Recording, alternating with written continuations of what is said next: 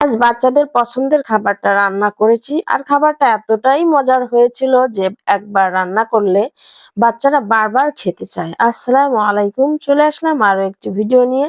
কেমন আছেন আপনারা সবাই? আশা করি যে যেখানে আছেন সবাই ভালো আছেন। আজকে বাচ্চাদের পছন্দের খাবার আলুর দম রান্না করেছিলাম, সাথে শুটকি দিয়ে লতি এবং ছাদ বাগান থেকে তুলে আনা বেগুন ভর্তা করেছিলাম।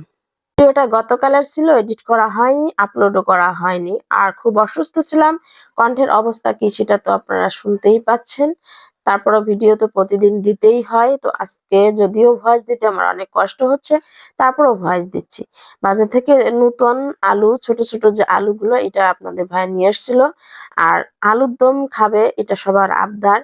তো আমি আজকে আলুর দম রান্না করার জন্য আলুগুলো সুন্দর করে পরিষ্কার করে নিয়েছি।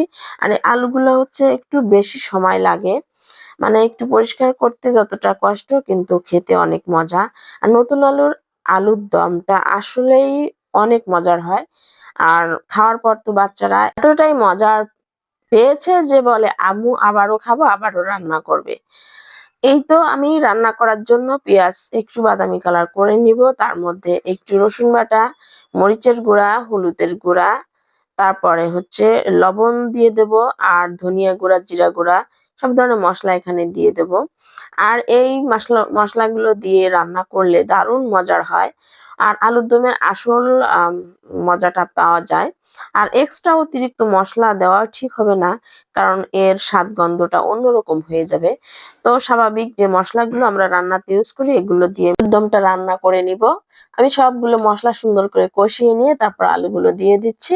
আর আলুগুলো একটু ছোট যেগুলো, সেগুলো আস্ত রেখেছি। আর একটু সামান্য বড় সাইজ যেগুলো, সেগুলো 2 পিস করে মানে 2 টুকরো করে নিয়েছি।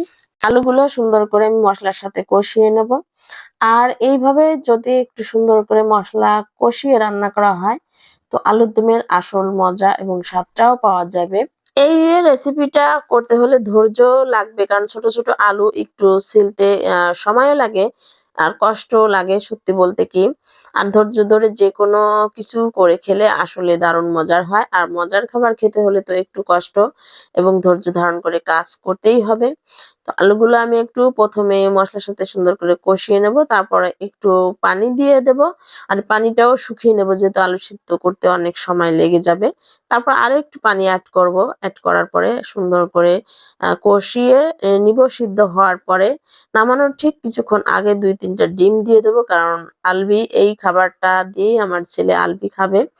এজন্য সাথে আমি 3টে ডিম দিয়ে দিয়েছি। আর ডিমটা দেওয়ার জন্য এতটা মজার হয়েছিল, আসলে বলে শেষ করা যাবে না। আর কচুরলতি এনেছিল, এই কচুরলতি ধোয়া কাটা এগুলো আমি আপনাদের সঙ্গে শেয়ার করলাম না। এটা শুধু শুটকি দিয়ে রান্না করেছি, এটাই দেখালাম, পুরো রান্নাটা দেখাইনি। যেহেতু অসুস্থ, আসলে রান্না করতে অনেক কষ্ট হচ্ছে।